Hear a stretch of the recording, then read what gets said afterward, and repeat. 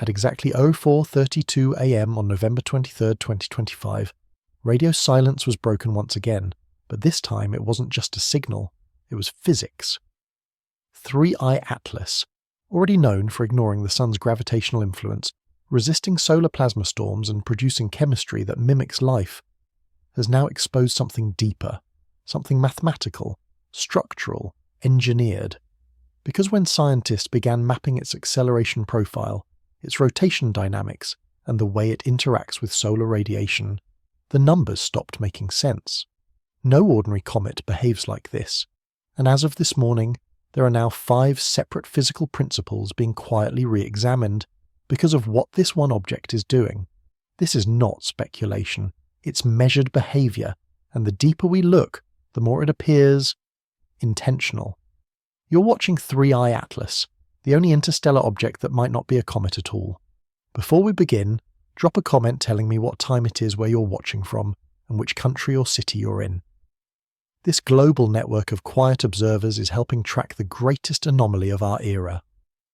Now take a deep breath, and let's begin with what physics is trying to tell us. It began as a data point, a faint smear of light drifting against the stars, first detected by the Atlas Survey Telescope network in Chile during the early hours of July 1, 2025. To most observatories, it looked like just another minor comet, dim, slow-moving and forgettable. But within 48 hours, that assumption collapsed. The early orbital data didn't match any known pattern. There was no looping arc, no elliptical return path, no signature of gravitational capture. Instead, every simulation pointed to a single conclusion. This object was inbound on a pure hyperbolic trajectory. And that made it something else entirely. In orbital mechanics, eccentricity is the measure that tells us what kind of path an object follows through a gravitational field. An eccentricity of 0 means a perfect circle. Anything between 0 and 1 means an ellipse, an orbit that repeats. Exactly 1 represents a parabolic escape curve, the edge case of gravitational influence. But anything above 1 indicates a hyperbola, an object not just visiting, but passing through, permanently. 3I Atlas had an eccentricity of 6.1. That number was beyond extreme. A value that high meant the object wasn't just wandering, it was slicing through the solar system at escape velocity, with no intent of turning back. Based on its trajectory and velocity, scientists quickly realized it was the third confirmed interstellar object ever recorded, after 1I Sumwamwa in 2017 and 2I Borisov in 2019. But this one was different. The first surprise wasn't its speed, it was its precision. Most natural interstellar bodies, when influenced by the sun's gravity or solar wind, exhibit subtle deviations, tiny accelerations, tail asymmetries, outgassing jets that create rotational torque. But 3 Atlas didn't drift. Its motion, frame by frame, remained eerily stable. From its initial detection in July through its close approach to Mars in October, every updated ephemeris, the predictive model of its position, remained spot on. No corrections, no perturbations. It moved like a machine under control, not a natural object tumbling through gravitational currents. As more data arrived from optical and radio observatories, the precision became clearer. It wasn't just travelling on a hyperbolic path, it was travelling on a perfect hyperbola, with a velocity of roughly 60 km per second in the sun's rest frame. That's fast enough to leave the solar system forever, and fast enough to ignore most gravitational influence along the way. For comparison, Voyager 1, the farthest human-made object, is moving at a fraction of that speed, and it took decades of gravity assist to reach escape velocity. 3I Atlas achieved it naturally, or perhaps artificially depending on who you ask. But speed wasn't the only anomaly. Its angle of entry was nearly aligned with the ecliptic plane, the flat disk along which most planets orbit the Sun. That's statistically rare. Most interstellar visitors are expected to arrive from random galactic latitudes, not from within the plane of our own planetary system. This suggested one of two possibilities. Either it was an unlikely coincidence, something drawn from a cosmic probability well, or 3I Atlas originated from a system whose orbital geometry is strikingly similar to ours. Some theorists quietly proposed a third explanation, intentional targeting. It's a controversial idea. But the numbers continue to lean toward discomfort. The more precisely this object was tracked, the more it resisted any classification as a traditional comet. It was too fast, too smooth, too perfectly aligned. And in the back rooms of observatories and deep space tracking stations, a question began to take shape, not out of hysteria, but out of necessity. What kind of object behaves with this level of orbital perfection, unless it was designed to? That question remained unspoken in most public briefings. But on the morning of November 23rd, it began to surface in the data, because from that moment forward, every physical assumption about 3I Atlas would begin to unravel. The event began in silence, on the far side of the Sun, where no Earth-based telescope could see. On October 25th, 2025, at precisely 0416 UTC, the first coronal mass ejection erupted from a region of intense solar activity just beyond Earth's line of sight. This wasn't a solar flare, it was something far more massive. A CME, a billion-ton wave of magnetized plasma, shot into space, carrying the energy of a planetary detonation. Then, just hours later, it happened again, and then again. 3 solar eruptions, one after another, each more concentrated than the last, and all of them, somehow, aimed in the same direction. That direction. The exact path of 3I Atlas. At first, solar physicists assumed it was a coincidence. CMEs can happen in bursts. Active regions on the Sun often produce chain reactions. But when satellites from Stereo A and the GOES-19 coronagraph network processed the data, something became clear. All 3 ejections converged on a narrow corridor in space, and the calculated intersection point matched the ephemeris of 3I Atlas within half a degree. In space physics, that's not close, that's bullseye. The object, already classified as the 3rd confirmed interstellar visitor to our solar system, was now entering the most dangerous zone imaginable, directly into the line of fire of the Sun's largest outbursts. Each CME was moving at incredible speed, the first at 800 km per second, the second at nearly 1,000, and the third, most dense and narrow, at over 1,300 km per second. At those velocities, the plasma would reach the object's position within 2 days, delivering not just radiation, but real, mechanical force. For any normal comet, this kind of solar storm would be devastating. 1 billion tons of plasma slamming into an icy, porous object travelling at 60 km per second. The result should have been instability, coma compression, tail disruption, or, if the object was fragile enough, fragmentation. But what happened next defied the laws of physics. By October 27th, as the storm fronts passed through the region, observatories began recalculating the trajectory of 3I Atlas, and every data point told the same story. No change, no wobble, no deflection, no acceleration. The object's velocity vector remained precisely the same, down to the arc-second, when measured against its predicted path. It moved as if the CMEs had never happened. This wasn't just unusual, it was impossible. Every known object in the solar system, from comets to satellites to dust particles, is affected by CMEs. The plasma carries momentum. It couples with charged particles, compresses comas, disturbs magnetospheres. But 3I Atlas somehow remained untouched. Not even a delay, no deviation. 3 separate high-mass ejections from our Sun, each capable of altering orbits, failed to move a 3-kilometre-wide body. At this point, scientists began to question everything. Was the object more massive than previously believed? That would explain inertia. But its brightness, coma, and density measurements didn't support that. Did the CMEs somehow miss? Coronagraph data said no. The alignment was too precise, too narrow, or was something more exotic at play? Some theorists began whispering about plasma deflection. The idea that 3I Atlas might be generating an electromagnetic field, repelling the solar plasma. That would make it not just reactive, but interactive, like a spacecraft with shielding. This wasn't just another comet anymore. The triple CME convergence of October 25th wasn't a solar event. It became a turning point, the moment this object stopped being an anomaly and started becoming something else, because the Sun had spoken, loudly. And 3I Atlas, in perfect silence, had answered. In physics, momentum is sacred. It cannot vanish. It cannot be ignored. When force is applied to mass, something must change. That is not just a guideline, it is one of the cornerstones of classical mechanics.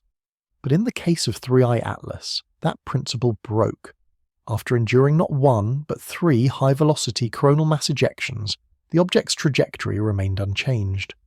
No measurable drift, no slowdown, not even a detectable tilt. And that, for physicists, was worse than a mystery. It was a contradiction. Let's examine the numbers. Each of the CMEs observed on October 25, 2025, carried an estimated billion tons of plasma, magnetized, ionized material hurled through space at velocities exceeding 1,000 kilometers per second. The force involved isn't theoretical, it's been observed. CMEs distort planetary magnetospheres, they compress comas, they have thrown comets off course before. Even a small interaction, just a few % of the plasma mass striking a cometary nucleus, results in momentum transfer. It may not destroy the object, but it leaves a mark, a deviation in its arc, a change in its projected arrival time, or a tilt in its rotational frame. But with 3I Atlas, none of this happened. Within 48 hours of the last CME's expected impact window, multiple observatories recalculated the object's ephemeris, its precise path through space. Images from coronagraphs, infrared telescopes, and ground-based radar returned a unanimous result. It was still exactly where it was supposed to be, no delay, no offset. Frame by frame, its position matched the pre-CME forecast within observational error margins. The models did not need adjusting. There was no compensation for impact. The object behaved as if it had been untouched, and that's the problem. Basic orbital mechanics tells us this should not be possible. Even in the most conservative scenario, where only 1% of a CME's momentum couples into the comet, the expected result would be a velocity change of 1 to 2 meters per second. That might sound small, but in space, even a tiny delta V compounds over time. A shift of 2 results in a positional error of over 170 kilometers within 24 hours. After 3 days, over 500 kilometers, and yet 3I Atlas never deviated by more than a few hundred meters. Some suggested that the object was denser than expected, perhaps metallic, not icy, but its coma behavior, infrared signature, and outgassing rates contradicted that. Others proposed the CMEs missed, but again, trajectory overlays from Stereo A and GOES 19 show near direct alignment. If they missed, they did so by less than a fraction of a degree. So what's left? A theory now circulating quietly among plasma physicists and mission analysts proposes something more exotic. They call it momentum shielding. The hypothesis goes like this. The object is not resisting force through mass, but through field interaction. In other words, it may not be absorbing the momentum of solar plasma, it might be redirecting it. The coma itself, rich in ionized carbon dioxide and exhibiting structured outgassing, could be forming a temporary magnetic barrier, not unlike a magnetosphere. This field, if it exists, would act like a lens, dispersing or bending incoming plasma around the nucleus. That would explain the lack of tail compression, the zero deflection, and the perfect continuation of its outbound path. But there's a deeper implication. If the plasma didn't transfer momentum because of a field interaction, then 3I Atlas isn't just resisting solar interference, it's actively modifying it. This would not make it a comet. It would make it a system, a configuration of mass and field behaving intentionally or coherently. No known natural object behaves this way. And yet, it's happening. On paper, the laws of motion were not violated, but they were redirected, transformed, re-expressed in a form we've never seen from a body that does not belong here. Physics demanded a response. 3I Atlas gave us none, and that silence speaks volumes. When something doesn't move, physicists assume it's heavy. That's a fair starting point. An object with massive inertia requires more energy to accelerate or deflect. So when 3I Atlas passed through not 1 but 3 coronal mass ejections, without even a hint of momentum change, the first assumption was simple. Maybe it's just more massive than we thought. That would explain the silence. If 3I Atlas were 10 or 20 times heavier than estimated, the billion-ton solar plasma storms could pass through with minimal impact. Its motion would barely shift, no drama, no deviation. But then came the data. On July 21, 2025, the Hubble Space Telescope captured high-resolution images of 3I Atlas at roughly 2.5 astronomical units from the Sun. Using standard photometric modelling, based on brightness, reflectivity, and coma intensity. Astronomers estimated the nucleus diameter to be about 2.8 kilometers. That's on the small end for a comet, but not unusual. The problem wasn't its size, it was its reflectivity. The object's albedo, its ability to reflect sunlight, was low, very low. The surface appeared dark, consistent with porous carbon-rich dust, the kind found on typical icy bodies. When combined with its estimated size and dust density, the total mass came out to roughly 5 trillion kilograms. That's large by terrestrial standards, but small enough that a single well-aimed CME should have knocked it off track, but it didn't. And that's when astronomers began asking a more uncomfortable question. What if we're not seeing the whole object? It's possible that 3I Atlas is shrouded in something darker than dust, a shell of material that absorbs more light than it reflects. If the outer layer were made of highly absorptive compounds, say exotic carbon chains or non-reflective mineral composites, it would appear smaller and dimmer than its true size. Another possibility, the object's shape could be highly elongated, like an interstellar cigar or monolith. A long, narrow body rotating along a central axis might confuse reflectivity models, leading to an underestimation of surface area and mass. A more massive object would resist deflection, but it would also require a structure we've never seen in natural comets. Still others turn to composition. If 3I Atlas were made of nickel-iron alloys, materials common in metallic asteroids and planetary cores, its density could be 8 to 10 times higher than ice. At those levels, the same 2.8 kilometer object would weigh over 70 trillion kilograms, enough to ignore even the strongest CME. But here's the contradiction. Active comas don't come from iron. For an object to be shedding gas and dust near the sun, it needs volatiles, substances like water ice, carbon monoxide, or carbon dioxide that sublimate under solar heating. Metal doesn't sublimate, and yet 3I Atlas has an active coma, rich in carbon dioxide with tail jets and structured outgassing. That behavior requires something soft, porous, and volatile, not a dense metallic core. So which is it? Is it a lightweight ice ball shedding gas, or is it a heavy, darkened mass evading deflection? The reality might be something in between, or something entirely outside the bounds of known cometary physics. One theory proposes a layered core, a dense internal mass surrounded by a porous, volatile shell. Think of a metallic seed wrapped in a dusty snowball. This would allow for both resistance to momentum transfer and gas production near the surface, but such structures are unprecedented in our solar system. Another, more radical theory suggests a hollow shell, a thin outer body stabilized and engineered for flight. That's not science fiction anymore, not after the way 3I Atlas shrugged off solar force like a drone cutting through wind. So, we return to the question, is it too dense, or is it something else? Because if the mass doesn't match the motion, and the surface doesn't match the chemistry, then the object may not match any category at all. And in science, when a thing can't be classified, it usually means we're looking at something new. At first, the absence of movement was explained away by mass. Then it was blamed on trajectory. But when the data ruled out both of those possibilities, when 3I Atlas stood still through 3 converging solar eruptions, something else had to be considered. Something that until now belonged only in theory, plasma redirection. To understand how bold that idea is, we need to look at how coronal mass ejections interact with matter in space. A CME is not just hot gas.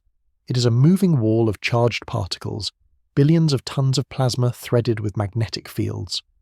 When this wave encounters a planet, it collides with the magnetosphere, bending and compressing it, sometimes tearing open cracks in the protective field. The result is auroras, radiation storms, and mechanical drag on satellites. But comets don't have magnetospheres. They're vulnerable. When a CME strikes a comet, it compresses the coma, distorts the tail, and, if the timing and angle are right, transfers momentum directly into the nucleus. This is not hypothetical. It's been recorded dozens of times across the past 2 decades. Comets have had their tails stripped, their trajectories altered, their structures fractured. 3I Atlas didn't just resist. It appeared to do something else. It redirected. Images from Stereo A and GOES 19 show more than just stability. They show something unexpected in the structure of the CME itself. The plasma fronts, normally wide and radial, appeared curved around the object's path. The wave fronts bent, Not sharply, not dramatically, but enough to suggest deflection. That's not what we expect from interaction with a small icy body. That's what we expect from an object generating a plasma sheath, an envelope of ionized gas interacting dynamically with incoming energy. This is where the idea of electromagnetic redirection enters. If the Comet of 3I Atlas is more than just dust, if it contains a charged particle field, shaped by internal currents or asymmetric gas jets, it could in theory function like a magnetic buffer, a field that absorbs incoming plasma, reionizes it, and disperses the momentum laterally rather than linearly. Think of it like an airfoil. The force doesn't hit head-on, it slides around. Some theorists point to a known but rare effect, induced magnetism in cometary atmospheres. As solar wind passes through ionized gas, it can generate brief, localized magnetic interactions. These aren't strong enough to block CMEs, but they can guide plasma under the right conditions. What makes 3I Atlas different is the scale. The Comet's carbon dioxide emissions have been measured to be unusually structured, not radial but directional, jet-like. This could create asymmetric charge density, turning the Comet into a soft field of polarized plasma. A plasma field with structure behaves differently from one without. It reflects, it refracts, and under extreme conditions it can repel. This would explain the undisturbed trajectory. The CME didn't miss, it hit the sheath and was diverted before it could reach the solid core. But there's a problem. Nothing in known natural comet physics supports this level of shielding. The field would have to be stable, coherent, and adaptive across a moving body in a rapidly changing electromagnetic environment. That would require feedback. It would require control. And that raises a possibility even more radical than mass discrepancy. That 3I Atlas may not just be an object with passive chemistry.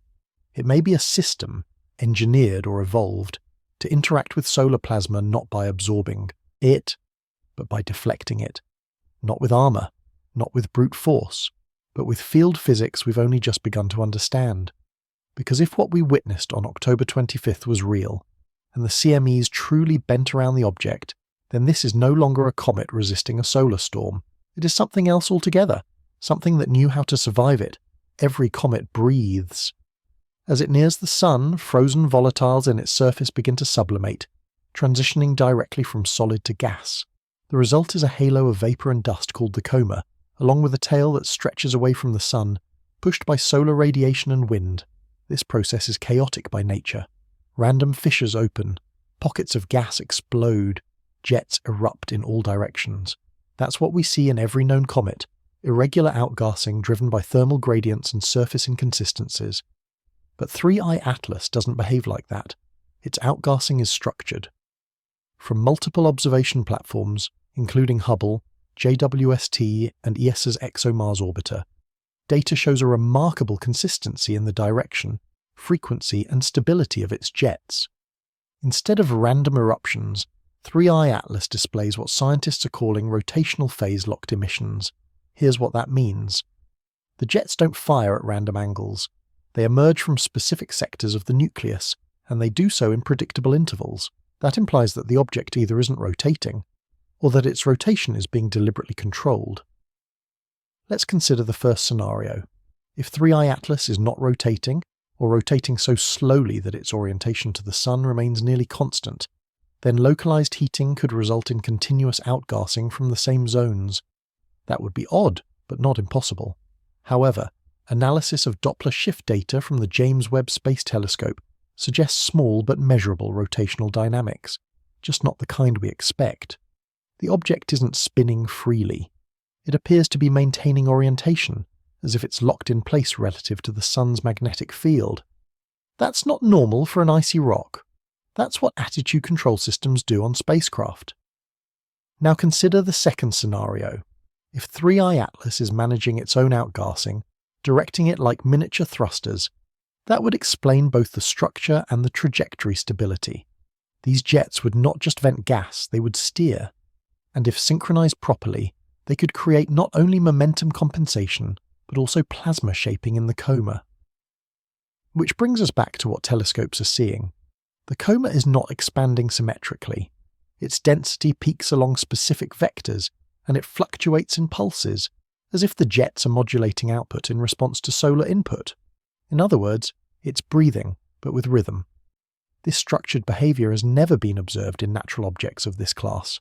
The closest analogue is Comet 67P Churyumov-Gerasimenko, observed by ESA's Rosetta mission. That comet showed complex but still fundamentally random outbursts tied to shadowing and surface erosion. 3i Atlas is cleaner, more refined. It's not fragmenting, it's not flaring, it's not spinning wildly. Instead, it's responding, subtly, precisely, and repeatably. Some observers propose that internal layering within the object could explain this, a stratified structure, where only specific compounds near the surface are releasing gas. But that wouldn't account for the geometric consistency of the jets. Nor would it explain the directional force balance. Even as gas escapes, the object does not tumble, it does not veer. It maintains course integrity, a feat nearly impossible without compensatory feedback. That feedback could be natural, but it feels controlled. And if it is, that reframes the entire narrative, because outgassing has always been treated as a byproduct of solar heating. But in this case, it may be a tool, a mechanism not for survival, but for navigation. In a solar system that batters comets into fragmentation, here is an interstellar object using its own chemistry to stabilize, to steer, to remain untouched. Structured outgassing isn't just a curiosity, it's a sign. And we're just beginning to understand what it might mean. Everything that drifts through space rotates. That's not philosophy, it's physics. From asteroids to moons, from artificial satellites to ancient comets, every known object exposed to solar torque, collisions, or internal asymmetry ends up spinning. Sometimes slowly, sometimes chaotically, but always rotating. Except 3i Atlas. Or rather, it's not clear that it rotates at all. When early light curve analysis was conducted on the object during July and August 2025, observers noticed something strange. There were no periodic dips or spikes in brightness. Normally, as a non-spherical body spins, its reflective cross-section changes. The sunlight hitting its surface bounces back differently as it tumbles, creating a predictable brightness wave. That wave is what astronomers use to determine rotational period. But with 3i Atlas, the light curve was flat. Not smooth, not slow, flat. This initially led some to assume that the nucleus was spherical, a rare shape for comets, but not unprecedented. Others proposed that its rotation axis was perfectly aligned with our line of sight. If that were true, we would see no change in brightness, because its shape wouldn't present a changing face. But neither theory holds up under scrutiny. High-resolution imaging from Hubble and spectral analysis from JWST suggest that the nucleus is not a perfect sphere, nor is its geometry simple. There are shadows, protrusions, brightness gradients across the coma. These wouldn't exist if the body were entirely symmetric or perfectly aligned. So if the object isn't spherical and isn't aligned, why isn't it spinning? Or, more unsettling, what if it is spinning, but in a way we can't detect? Further analysis of the coma and outgassing jets revealed another anomaly. The gas emissions were occurring from the same locations over multiple observation windows, days or even weeks apart. That suggests a stable orientation relative to the Sun, not just spin stability, but solar-locked orientation. This kind of behavior is only seen in orbiting satellites with active stabilization, devices that use gyroscopes, magnetic fields, or gas thrusters to maintain their alignment despite external forces. But 3i Atlas isn't in orbit. It's on a hyperbolic escape trajectory, moving at 60 km per second through the solar system with no return path. And yet, it holds its orientation. The implications are extraordinary, because orientation requires energy management. Outgassing alone can alter an object's spin. One-sided sublimation produces torque. If the jets aren't symmetrical, and in 3i Atlas they're not, then every burst of gas should be pushing it into a spin. This is how comets tumble. It's why we've observed rotational acceleration and chaos in hundreds of known objects. But again, 3i Atlas refuses. Its lack of spin evolution is more than strange. It's a violation of expected angular momentum dynamics. Something is maintaining its attitude, or something is absorbing the torque. Could internal mass redistribution explain it? Possibly if the object had a liquid core or complex density layers, but thermal models suggest the object is frozen solid, with no interior mobility.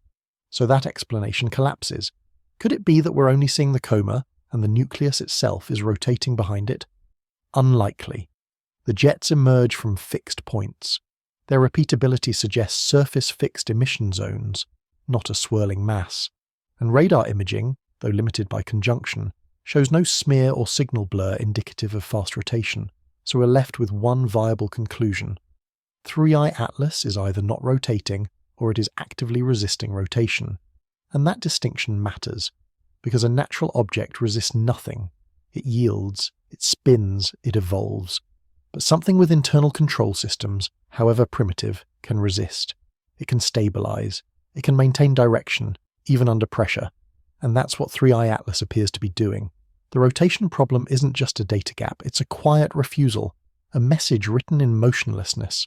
And the more we observe it, the louder that message becomes. If an object is moving, it tells you, not in words, but in frequency. The Doppler effect, first described in 1842, is one of the most reliable tools in astrophysics. When an object moves toward you, the light it emits compresses. Its wavelengths shift toward the blue end of the spectrum. When it moves away, the light stretches, shifting red. This principle allows scientists to measure the motion of galaxies, exoplanets, and comets with astonishing precision. And when applied to 3i Atlas, it revealed something strange: early spectral analysis. From the James Webb Space Telescope, operating in the infrared band showed typical signs of motion. As expected, 3i Atlas was travelling on a hyperbolic path, approaching perihelion at roughly 60 km per second. But when researchers began mapping the Doppler profiles of various emission lines in the object's coma, specifically those tied to carbon dioxide and hydroxyl radicals, something didn't fit. The curves were distorted. In a natural tumbling object with asymmetric outgassing, the spectral lines show slight broadening. This happens as different parts of the rotating surface eject gas at slightly different velocities, adding turbulence and thermal noise. It's expected, it's modelled, and it helps calculate spin, jet direction, and internal activity. But the emission lines from 3i Atlas were too clean. They were narrow, unnaturally narrow, and centred in a way that defied the rotational expectations. Instead of broad Doppler wings and chaotic shifts, the curves held stable central peaks, as if the emissions were coming from a single fixed velocity vector. That shouldn't be possible for a cometary body with complex jetting behaviour, unless the object is maintaining a fixed velocity orientation, not just in bulk motion, but in microscale gas output. The implications are deep. It suggests not only that 3i Atlas is refusing to tumble, but that its gas jets are compensating for velocity shears in real time. This implies feedback, and in natural systems that only arises in large planetary atmospheres, not icy kilometre-wide interstellar bodies. Researchers initially suspected instrumental error. Could Webb's spectrometer have miscalibrated the lines? Could thermal interference have blurred the readings? But cross-checks with Earth-based instruments, including ALMA in Chile and the IRAM 30-metre telescope in Spain, confirmed the same shape: stable, single-peak emission lines, locked to a consistent redshift. Even stranger was what happened as the object rounded the Sun. In most cometary passages, the Doppler curve shifts smoothly over time, reflecting the curve of the orbit and the increasing rotational chaos as surface erosion accelerates. But in 3i Atlas, the shift was linear and clean, like a spacecraft adjusting its velocity relative to an observer, not a tumbling comet, a guided object. Some astronomers proposed that the gas jets were emerging from a ring-like vent system, jets located symmetrically along the equator, evenly spaced, venting at equal pressures. That could theoretically mimic clean Doppler curves. But even if true, it raises a deeper question. What natural object has that level of symmetry? Nature isn't precise. It's messy, asymmetrical, worn by time. But 3i Atlas is quiet, balanced, structured. It is not broadcasting a signal, but its spectral lines might be something more subtle, a message in motion, a pattern that only reveals itself in physics, not language. To most observers, Doppler shifts are just numbers, velocities, math. But here, they may be something more, a signature, an imprint of control. Because if the jets of 3i Atlas are firing in ways that preserve not just orientation, but frequency stability, then something, or someone, wants it that way. Light reveals more than just shape, it reveals intention. When solar radiation strikes a physical object, it casts shadows, and from those shadows we can learn about dimensions, surfaces, even internal structure. It's one of the simplest techniques in astronomy, and one of the most powerful. But in the case of 3I Atlas, shadows introduced more questions than answers. On November 4th, the SOHO-LASCO C3 coronagraph captured a unique frame of the object as it passed near the Sun's outer halo. Coronagraphs work by blocking out the solar disk, allowing faint haloed objects like comets, CMEs, and solar streamers to be recorded in silhouette. When 3I Atlas entered the field, scientists expected a diffuse shape, a cometary blur, consistent with an icy nucleus surrounded by a bright coma. Instead, the shadow was clean. It wasn't an ellipse, it wasn't a smudge, it was an angular silhouette with flat edges, defined corners, and a geometry that no natural comet has ever displayed. The initial assumption was pixel error. Coronagraph data is noisy. Particles, cosmic rays, and compression artifacts can all cause false shapes, but adjacent frames showed no such anomalies, and as the object continued its path, the shadow persisted. Same size, same outline, same impossible geometry. Some described it as hexagonal, others as a flattened rhombus, possibly even a prismatic trapezoid. Whatever it was not spherical, and not the ragged, asymmetrical shape typical of comet nuclei. The object had flat surfaces. Even more telling, as it rotated, or rather as it appeared to maintain orientation, the shadow did not distort. That rules out tumbling. It suggests that the object was deliberately aligned in a way that kept one plane facing the Sun. And that alignment persisted across multiple instruments, including Stereo A's heliospheric imager. This is where it gets stranger. The geometry of the shadow did not match any previously recorded comet, asteroid, or trans-Neptunian object. Scientists attempted to model possible explanations. Was it a fractured nucleus with straight clefts? Could it be an overlapping frame of light and dark regions? No model fit the data. And then came the most controversial observation. In one sequence, during a brief coronal dimming event, a secondary shadow appeared beside the primary, not behind, not trailing, beside, as if another object was travelling in tandem, a twin or a reflection. Some researchers proposed that this could be an artifact of the coma, an asymmetrical gas cloud projecting a secondary silhouette. But coronagraphs don't record reflected light from gas. They capture opaque interference, and to create such a shadow, the material would need to be dense enough to block solar rays. That rules out typical gas. So the theory emerged. Perhaps 3I Atlas is not a single object, but a multifaceted system, made up of flat planes or interlocking segments, rotating or shifting just out of our resolution range. That would explain the repeating shadow, the persistent angles, and the suggestion of modularity. What kind of natural object casts straight-edge shadows in a curved universe? None that we know of. And while some physicists caution against overinterpreting grainy data, others see a pattern, an emerging consistency in how 3I Atlas defies geometry, gravity, and now light. The term shadow geometry isn't just poetic, it's a technical puzzle. Because if light cannot pass cleanly through the coma, and shadows persist under changing exposure angles, then the object must have surface properties, angles, textures, planes, that are interacting with solar energy in ways not consistent with known materials. In every frame, 3I Atlas seems to be showing us not just mass, but design. Not intention in a human sense, but structure, form, planning. The shadow shouldn't matter. But in space, when light outlines something that physics can't explain, it often means the truth isn't what we thought. Comets have tails because the sun commands it. As an icy body approaches the inner solar system, solar radiation and solar wind begin to erode the outer layers, sublimating ice, lifting dust, and generating long glowing trails that stretch away from the sun. The physics are clean, predictable, and visually dramatic. One tail, always pointing anti-solar, driven by pressure. But 3I Atlas introduced a problem, because its tail doesn't follow the rules. On October 26th, astronomers operating the Nordic Optical Telescope in the Canary Islands captured a series of long-exposure images of 3I Atlas. At the time, the object was emerging from Perihelion, when tail formation typically becomes most intense. but in the resulting composites, the tail appeared to be angled toward the Sun. This wasn't just misalignment, it was reversal. At first, observers assumed they were seeing a forward scattering effect, a trick of perspective caused by bright particles curving back into view. But as the object moved across the sky, the tail's orientation remained fixed, locked to a path that suggested solar alignment, not deflection. More concerning was what followed. Images from amateur astronomers in Chile, South Africa and New Zealand confirmed the anomaly. The tail wasn't swinging. It was anchored, bending in directions that should be impossible under standard solar radiation pressure models.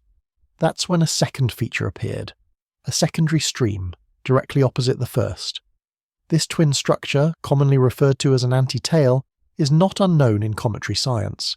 Anti-tails form when larger dust particles, released earlier in the comet's path, drift slower and remain closer to the orbital plane. Under certain viewing geometries, these particles appear to point toward the Sun, creating the illusion of a tail reversal. But in 3I Atlas, the anti-tail was sharper, longer, and more coherent than the primary, and worse, it led the object. Instead of trailing behind, it formed a structure ahead of the nucleus, stretching along the orbital path with unnatural rigidity. That doesn't happen with dust. Dust diffuses, it bends, it trails. But this stream was straight, stable, pulsing, even, according to time-lapse data from the Sloan Digital Sky Survey, which noted periodic brightness fluctuations at 8-minute intervals. This gave rise to the theory that the leading stream was not dust at all, but a form of ionized particulate or even low-frequency plasma beam. And here's the problem. No known natural process explains this behavior. If solar pressure can't account for the tail's direction, if gravity and particle size can't justify the coherence, and if the tail is actively pulsing, then something else is shaping it. One radical proposal came from a European research group in early November. 3 Atlas might be emitting material bidirectionally, with jets firing both sunward and anti-sunward in a controlled feedback loop. This would allow for tail structures that respond not to solar wind, but to internal navigation systems. In other words, the tail isn't passive, it's engineered. That theory gained traction when ultraviolet imaging from the ESA's solar orbiter revealed faint electromagnetic sheaths along the tail edges, like rail lines guiding a current. These sheaths were symmetrical, precise, and stable across several observation passes. If correct, it would mean the tail isn't the result of erosion, but of design. A system of emission that uses sunlight not as a source of destruction, but as a reference point for vector control. This flips comet physics on its head. In every prior case, the tail told us about the comet's weakness, its surrender to the Sun. But 3I Atlas might be different. Its tail isn't bending because it's being pushed. It's bending because it chooses to. And that choice may be revealing the presence of something we've never seen before. A spacecraft disguised as a comet. Or something even stranger. In space, light doesn't just illuminate. It informs. When light from the Sun interacts with matter, part of it is absorbed. Each element and molecule captures specific wavelengths, leaving behind telltale fingerprints known as absorption lines. By examining these patterns, astronomers can decode the composition of objects they've never touched. And when scientists pointed their spectrometers at 3I Atlas, they didn't get what they expected. The Very Large Telescope in Chile, working in tandem with the Hubble Space Telescope, performed high-resolution spectroscopic measurements of the object throughout late October and early November. The goal was simple: determine what gases and ices were present in the coma and whether their ratios matched known cometary profiles. But the spectrum was off. Certain lines, especially those corresponding to carbon monoxide, methanol and formaldehyde, were either missing or suppressed. Others, like ionized carbon dioxide and sodium, appeared enhanced far beyond typical levels. In fact, the sodium absorption was so strong it overwhelmed neighbouring lines, creating a flat-bottomed dip in the data, something typically only seen in metal-rich asteroid collisions, not frozen comets. The object was absorbing sunlight, yes, but it was doing so selectively. And that's the mystery. Comets don't have preferences. Their absorption spectrum is defined by their ingredients, but 3I Atlas seemed to edit the light. blocking some wavelengths, letting others pass. A process that suggested not just passive absorption, but modulation.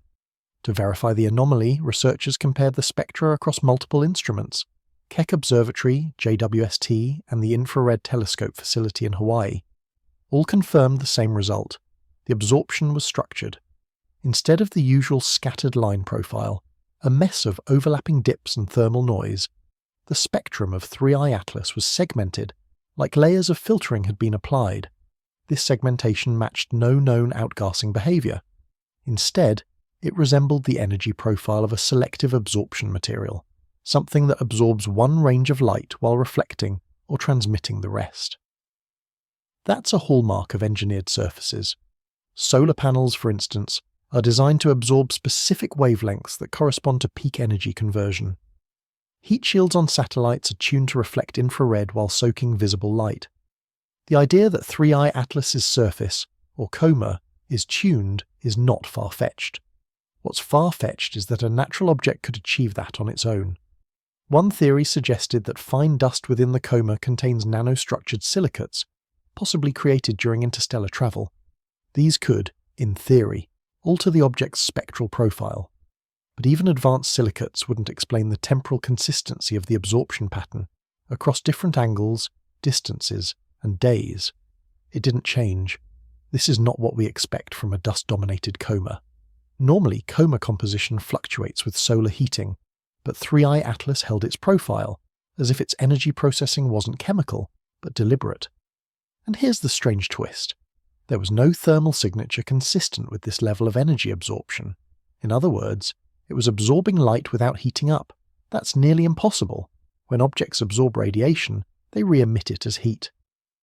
But 3I Atlas's infrared glow remained stable, cooler than it should be. This led to a chilling possibility.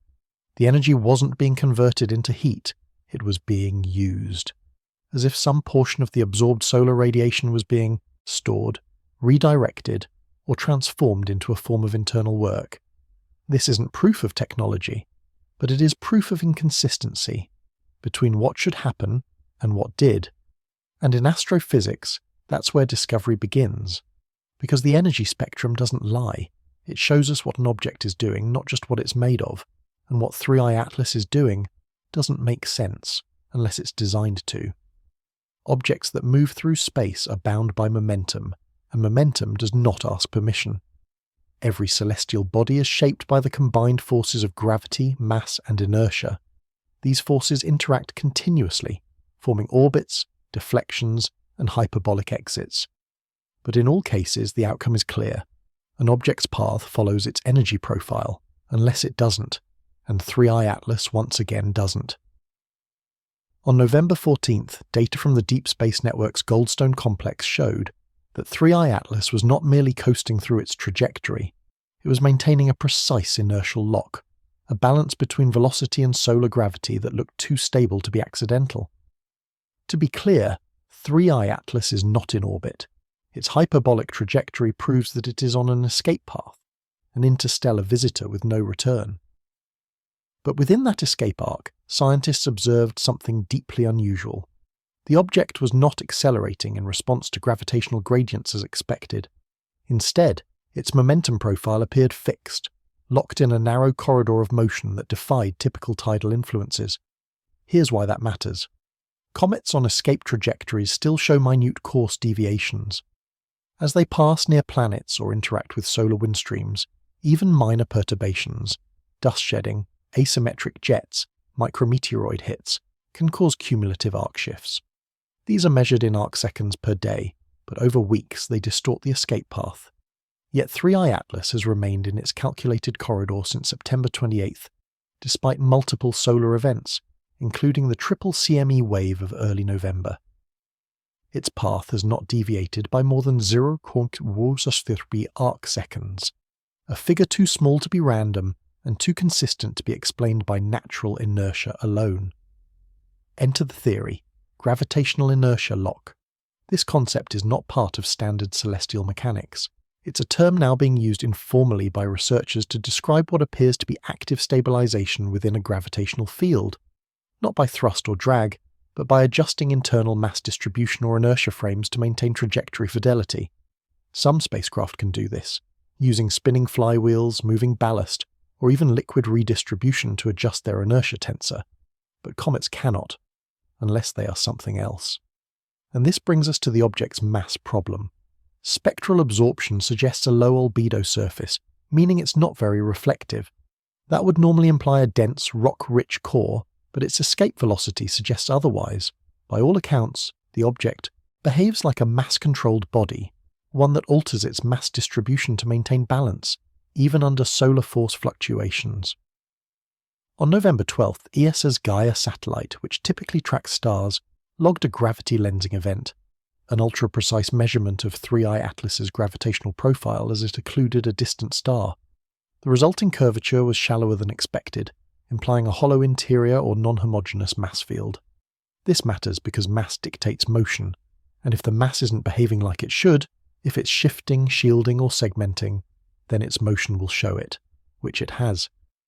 Because not only is 3I Atlas maintaining linear momentum, it's resisting rotational drift.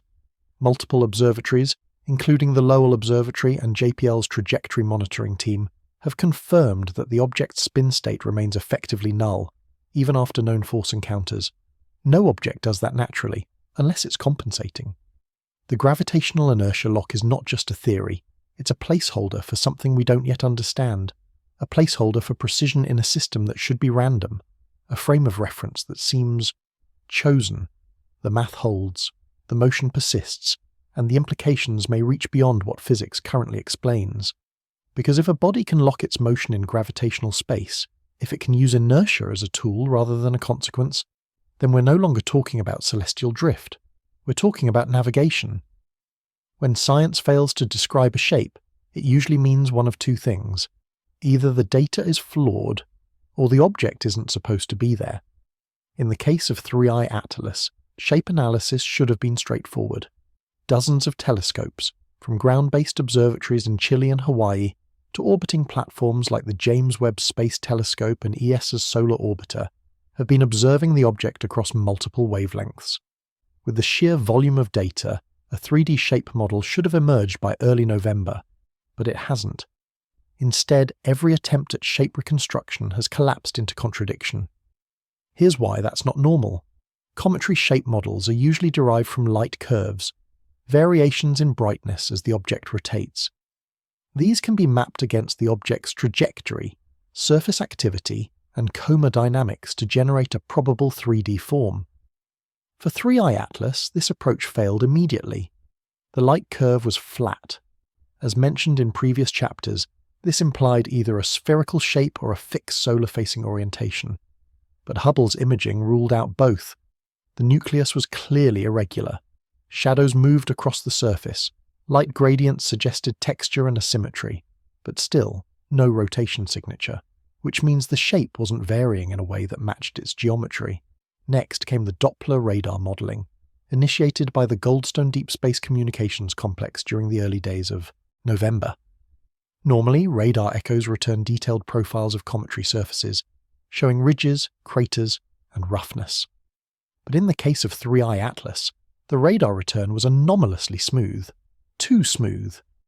The signal strength suggested a large diffuse body, but the echo shape was featureless, flat, not noisy, not chaotic, just geometrically sterile, as though the surface was either perfectly uniform or somehow absorbing the signal without meaningful reflection.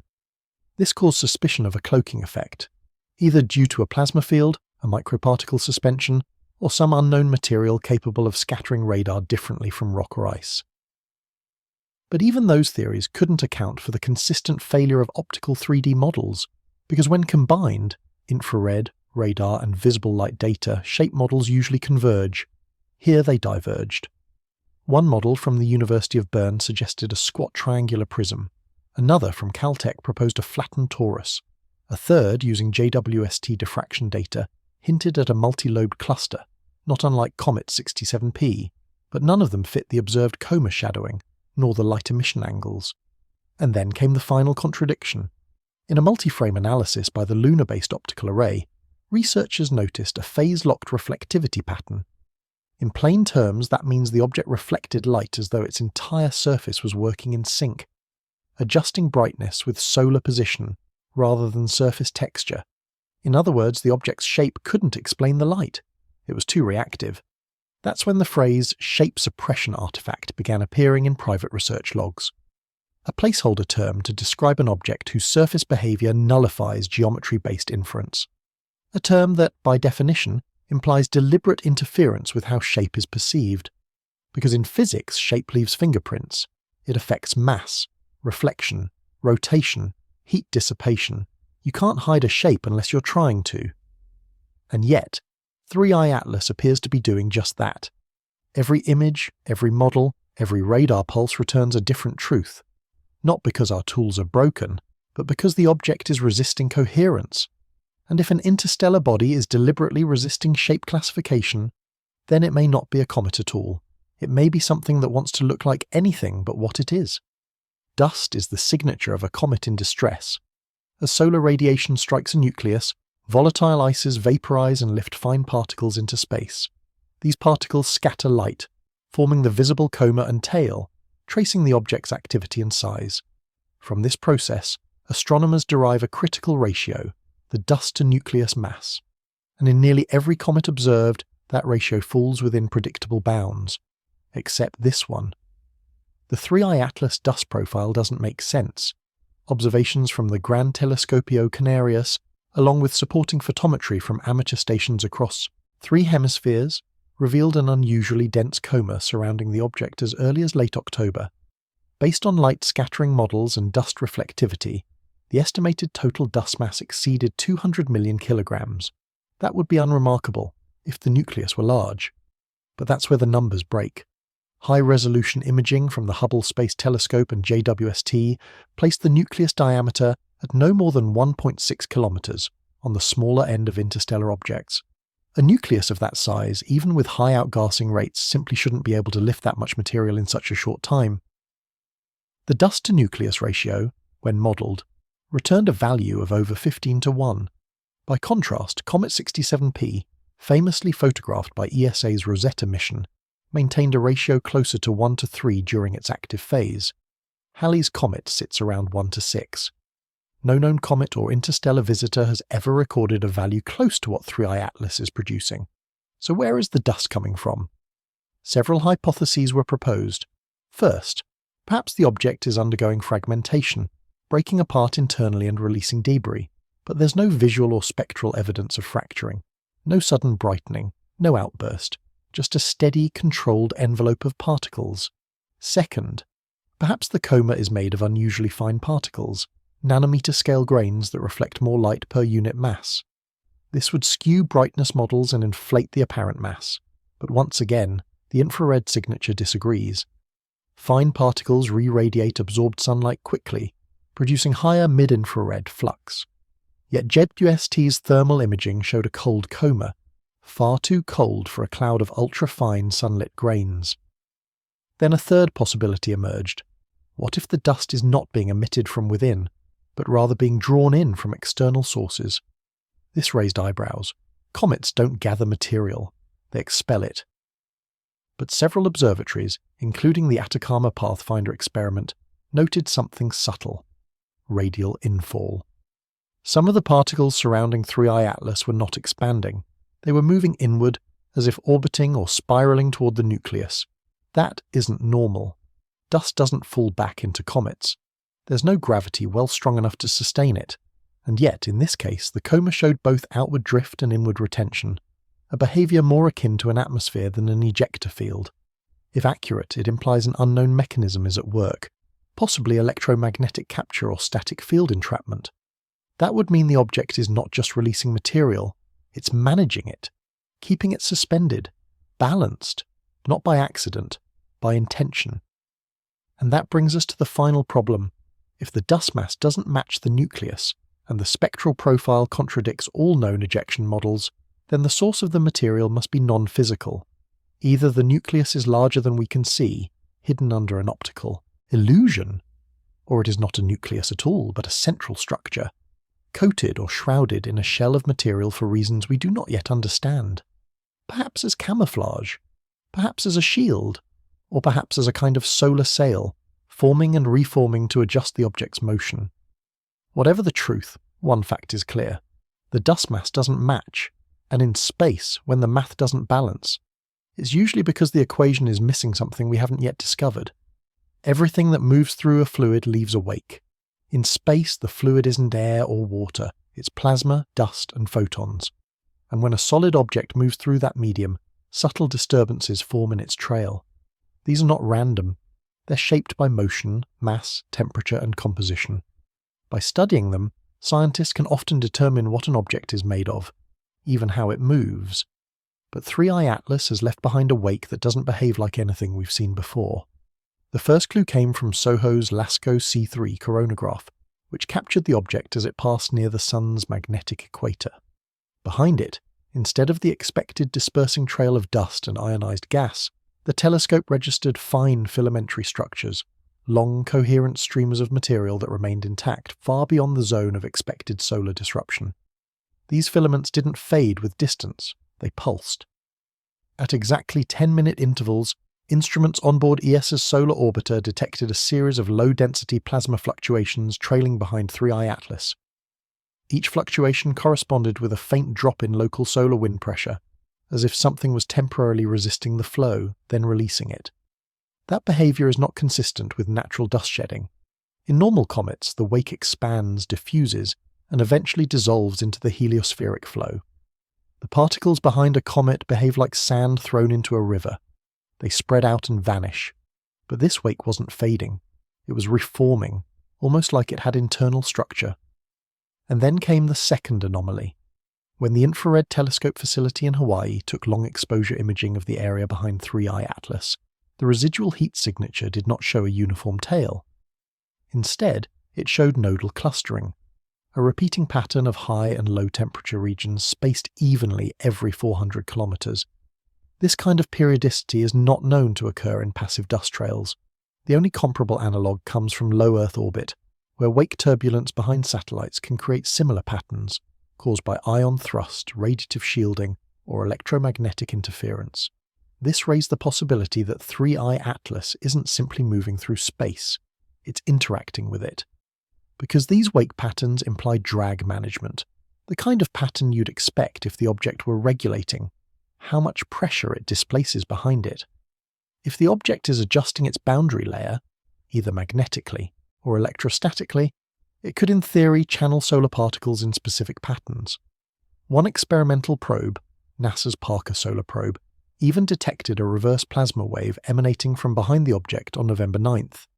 This wave, which appeared to push against the solar wind for several seconds, originated not from the nucleus, but from behind it, as if the wake wasn't following the object, but communicating with it. And this challenges a core assumption in celestial dynamics, that wakes are passive. Because in 3i Atlas, the wake behaves like a reaction field, a responsive, coherent trail that fluctuates in sync with the object's orientation. This could only happen if there's some kind of feedback loop between the comet and its environment, and that opens two possibilities. Either we're seeing a natural field interaction on a scale we've never recorded, or the object is generating the pattern intentionally, to reduce drag, maintain trajectory, or perhaps even mask its real signature. Because if you can control your wake, you can control what follows you, and that may be the most unsettling idea of all. A wake is supposed to be evidence of where you've been, but for 3i Atlas, it might be a message about where it's going. Space agencies release orbital parameters all the time. They're routine, simple sets of numbers describing where an object is, where it's going, and how fast. These are published to databases so observatories of spacecraft and amateur trackers can coordinate observations. Transparency is key. Consistency is expected. Which is why what the European Space Agency did on November 12th stands out, because they changed the numbers, silently, without a press release, without explanation, without telling anyone why. It began with a routine check of ESA's Near-Earth Object Dynamics system. An Italian researcher noticed that the orbital eccentricity of 3i Atlas, the degree to which its path deviates from a perfect circle, had been updated. Originally listed as 1.01, a value consistent with a slightly hyperbolic trajectory, it was suddenly adjusted to 1.23. That might seem like a small correction, but it's not. It means that the object isn't just leaving the solar system, it's doing so with far more energy than originally estimated. Put differently, 3I Atlas isn't just on a flyby path, it's on a departure vector that suggests it may have never been gravitationally captured at all. Why would ESA update this value? One possibility is simple error correction. As more observational data comes in, orbits are refined. But here's the problem. The change was not accompanied by a revision history, which is standard practice. The previous entry was overwritten, erased. The only way the change was detected was because several independent researchers had scraped and stored the earlier dataset. And it wasn't just the eccentricity. The argument of Perihelion, which describes the orientation of the closest approach to the Sun, was also updated. It shifted by 3.7 degrees, a value far outside the margin of error for any natural perturbation. What caused that? ESA didn't say. When contacted, representatives from the NERC Space Geodesy facility responded only with a link to the current data page. No statement, no public comment, no explanation. Then the real revelation came. When analysts compared the new trajectory model to the previous one, something strange emerged. The object's closest approach to the Sun, previously modelled to occur on November 6th at 1422 UTC, was now listed as having occurred on November 4th at 1109 UTC. That's a 49-hour discrepancy, retroactively applied. It's not a refinement, it's a timeline shift. That's when suspicions began to grow. Had ESA seen something during Perihelion that changed their entire model? And if so, why not say so? One answer may lie in the data blackout that occurred during that window. On both November 4th and 5th, several ground-based solar monitoring stations in Spain, France and Poland reported sudden service interruptions, citing unexplained bandwidth loss and packet drift.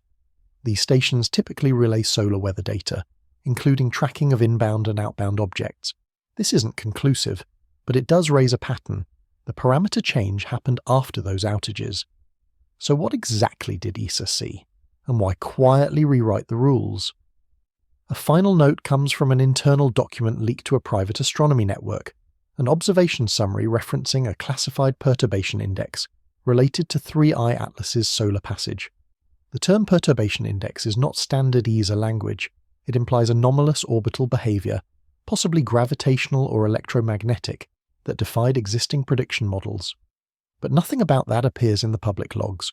What does appear is this: a new orbital model, a new energy signature, a new direction, and no explanation. In astronomy, changes like this don't happen quietly, unless someone wants them to. And in the case of 3I Atlas, ESA's silence may be the most revealing data point of all, because when an object begins to defy physics, sometimes the only way to stay ahead of the questions is to stop answering them altogether. On the morning of November 10th, at exactly 0312 UTC, a signal came back. It wasn't from Earth, it wasn't from deep space. It came from the objects known as 3I Atlas, and it wasn't a transmission. It was an echo, a microwave bounce recorded by the Goldstone Solar System radar, which had sent a high-frequency pulse toward the object's projected location. Microwave radar is used to map asteroids, comets, and even planetary surfaces. It works by firing directed energy toward a target and analyzing the returned signal. Most of the time, the signal is scattered, randomized by surface roughness, absorbed by dust, or lost to the vacuum. But not this time. The signal came back clean. Too clean. And that's what set off the alarms. The returning microwave echo showed a specular reflection, a mirror-like bounce, as if the surface of 3I Atlas were flat, solid, and aligned. Such reflections only occur when a surface is both smooth at the wavelength scale and precisely oriented, which no known comet ever is. Initial analysis by the Jet Propulsion Laboratory revealed that the reflection was strongest at 9.4 GHz, with harmonics trailing off at predictable intervals, exactly as if bouncing off a structured surface. There was no scattering, no diffusion. The waveform matched only one known signature, a polished metal composite. This defied explanation. Cometary surfaces are uneven, porous, layered with dust and ice. They scatter microwaves unpredictably. Even asteroid Bennu, one of the smoothest natural bodies we've studied, produces noisy returns, but 3I Atlas responded like a disk, angled perfectly to bounce the signal back in phase. That same day, a second facility, Tianwen-1's radar module, operating from Mars orbit, attempted a passive recording. It captured a secondary echo several milliseconds later, arriving from a slightly displaced angle. This second pulse, while weaker, was offset in frequency by 2 kHz, a shift that suggests internal resonance. In simpler terms, the object rang, like a bell. When struck by microwave energy, it didn't just reflect, it vibrated, producing a trailing oscillation not accounted for by natural structure, a response that echoed inwards before decaying. Some scientists began to whisper the word cavity. Others used the phrase hollow core resonance. But one theory stood out: a microwave waveguide, a type of internal tunnel or chamber specifically shaped to capture and reflect radio waves. These exist in human engineering. Satellites use them, space telescopes use them, but a comet. It would mean that 3i Atlas isn't just a body, it's a chamber with internal geometry. And then came the silence. Within 12 hours, the microwave logs were retracted from Goldstone's public servers. JPL's press team issued no statement. The frequency band was reclassified under non-diagnostic response, a bureaucratic label typically used when results are deemed inconsistent with mission goals. But the data had already circulated. Independent analysts replicated the signal curve. Amateur radio astronomers with access to archived SDR logs found matching reflections, some as far back as October 18th, buried in noise. The pattern was there, it had always been there, we just hadn't looked closely enough. The implications are staggering. If the echo was real, and all data says it was, then we're not dealing with a porous, chaotic mass of rock and ice. We are dealing with a structure, one that responds to energy with precision, not randomness. And structures don't form by accident, they are built. So now the question shifts from, what is it made of, to, why is it reflecting microwave energy as if it's waiting for it? And perhaps more unsettling, who is it reflecting it for? Most comets don't survive their closest approach to the Sun. The combination of solar heat, tidal forces, and internal pressure is too much. We've seen it time and time again. The moment of Perihelion, when a comet passes nearest to the Sun, becomes the moment of destruction. The nucleus fractures, splinters, fades. Pieces break off and spiral into separate paths, forming the telltale cloud of fragmentation debris. But that didn't happen with 3i Atlas. It should have. By early November, nearly every major observatory tracking the object was preparing for a fragmentation event. The models were clear. Based on mass estimates, angular velocity and proximity to solar gravity, the object's structural stress should have peaked around November 4th. Yet instead of breaking apart, 3i Atlas emerged from perihelion intact. Worse, there was no visible damage, no cracks, no off-axis spin, no outburst signatures, nothing. And this failure to fragment may be the most revealing anomaly yet. To understand why, we need to examine the physics of cometary cohesion. When comets heat up, internal volatiles sublimate, turning from solid to gas. This builds pressure under the crust. If the structure is brittle, it cracks. If the nucleus is already fractured, it separates. That process is random, violent, and thermally driven. For 3i Atlas, infrared and UV data from SOHO, Stereo-A, and the Solar Orbiter all recorded substantial surface heating. Surface temperatures exceeded 300 Kelvin in late October. Gas outflow increased. Spectral analysis showed the presence of volatiles like carbon monoxide and methane, classic pre-fragmentation markers. But fragmentation never came. Instead, the emission curve flattened. By November 5th, gas outflow levels had dropped, not spiked. The coma thinned. The light curve stabilized. Not only had the object survived its solar passage, it had calmed, and that's not natural. Many astronomers initially assumed they had missed the breakup, that it had occurred while the object was behind the Sun. But when it re-emerged, the images told a different story. There were no fragments, no trailing debris, no orbital scatter, just one object, still whole, still smooth, still aligned. This contradicted every prediction made by models from the Harvard-Smithsonian Center for Astrophysics, the Max Planck Institute, and ESA's Planetary Defense Office. All had forecast some level of breakup. The math said it had to happen, so why didn't it? One theory emerged: reinforced internal structure. That is, 3I Atlas may not be held together by gravity or ice cohesion, but by something far stronger: a lattice, a frame, a skeleton not made of rock, but of something unknown, a kind of internal scaffolding that resists pressure from within and thermal expansion from without. Another possibility is thermal damping, the controlled dispersal of heat across the body. In natural objects, heat builds in hotspots. In engineered systems, heat can be redirected. If 3I Atlas was distributing solar heat uniformly, it could have reduced internal stress and avoided fracturing altogether. But that assumes intentional design. And that brings us to the most troubling implication. The object didn't survive fragmentation by chance. It avoided it. It passed through the most destructive corridor in the inner solar system, where countless comets before it have failed, and emerged perfectly stable. That is not the behavior of a rock. That is the behavior of something that understands its environment, and something that understands how to survive it. So when scientists ask where is the debris field, they're asking the wrong question. Because if 3I Atlas didn't fragment, it means it was never going to. And maybe it was never meant to. The sun pushes everything away. Its solar wind, composed of high-speed protons and electrons, radiates outward through the heliosphere, sweeping dust, gas and particles along with it.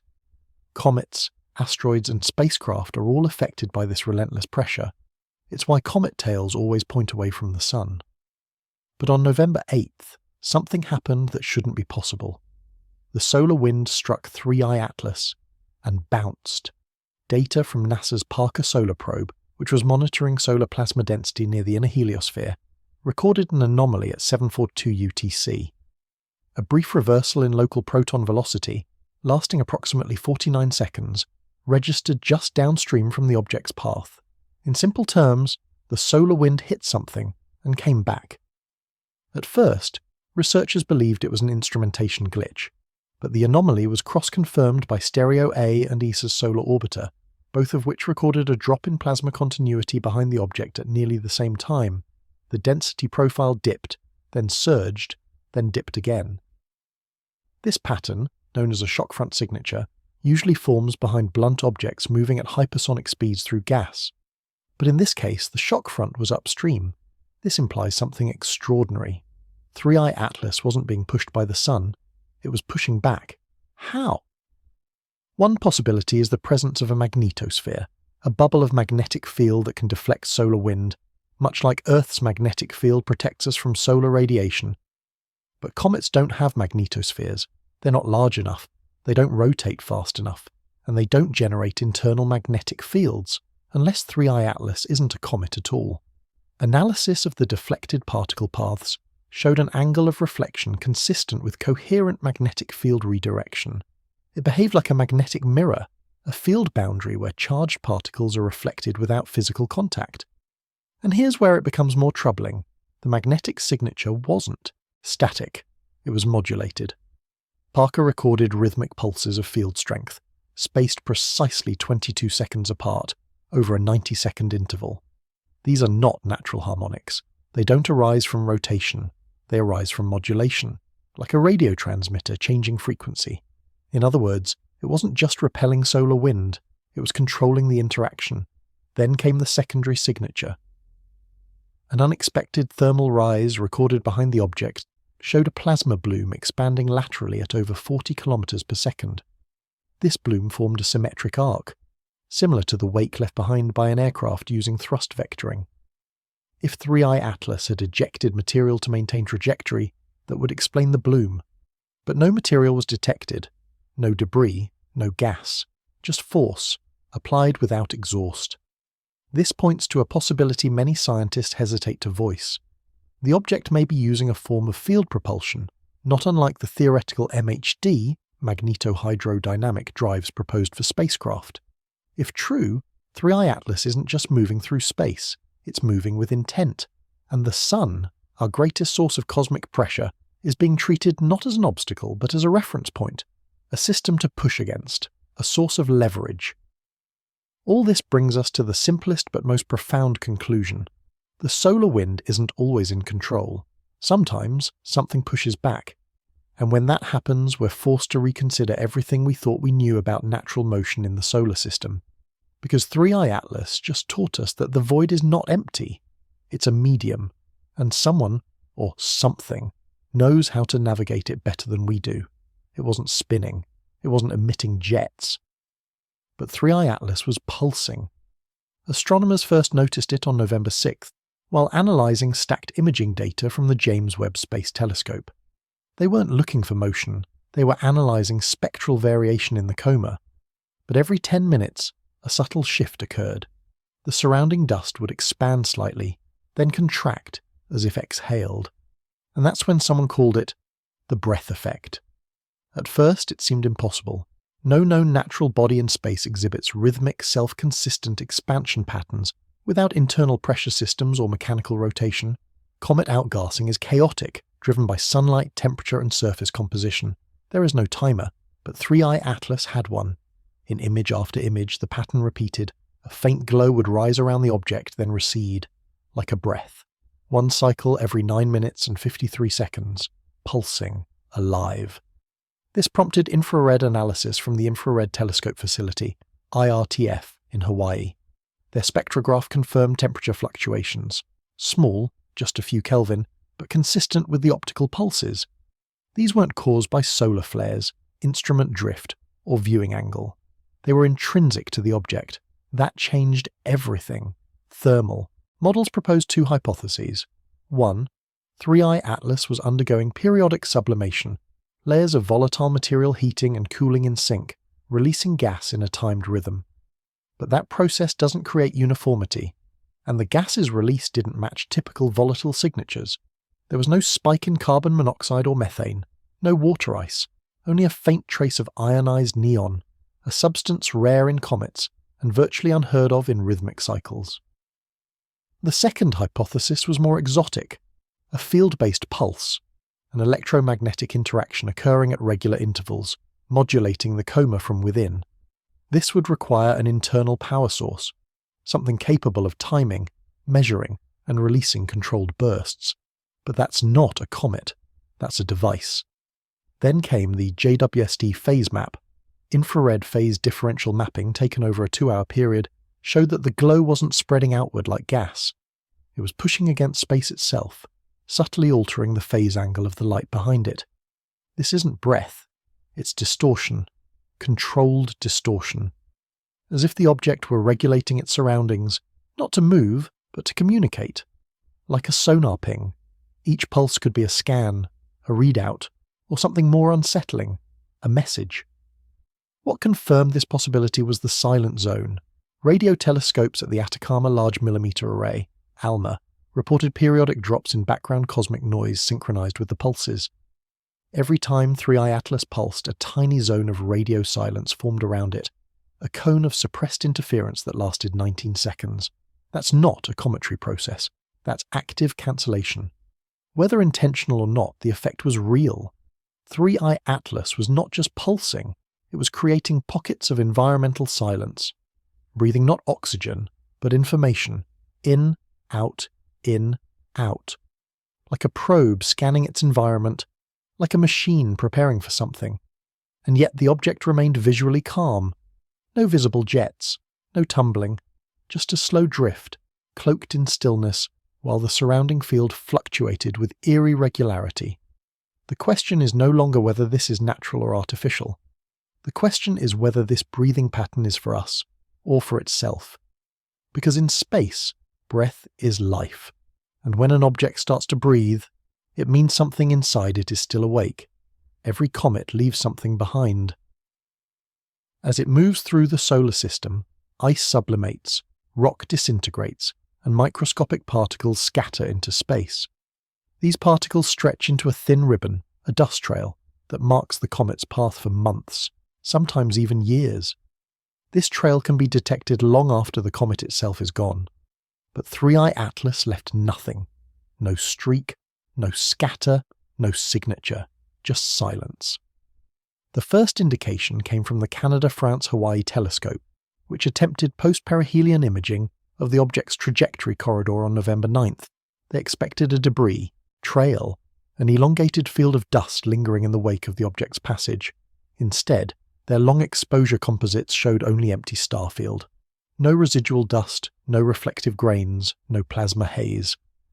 Then came Pan-STARRS scanning from Haleakala. Same result, nothing. And this was not a matter of sensitivity. These instruments can detect faint dust trails from comets that passed through this region years ago. Yet 3I Atlas, which had just passed days earlier, showed no detectable remnants, no trail. This was immediately flagged as an anomaly. Even comets with low activity leave some dust. Even dry interstellar objects like Oumuamua generated a barely visible dust field through mechanical abrasion. But 3I Atlas appeared to have passed clean, as if it had never interacted with the Sun at all. Infrared sweeps by NASA's NEOWISE telescope confirmed it. The thermal band that should have lit up with residual particles in the object's orbital path returned a flat signal, ambient only. Nothing had been deposited, nothing was drifting. This prompted a radical theory. That 3I Atlas is not shedding mass at all. That it is closed system, meaning any material it ejects is either recovered, reabsorbed, or never leaves in the first place.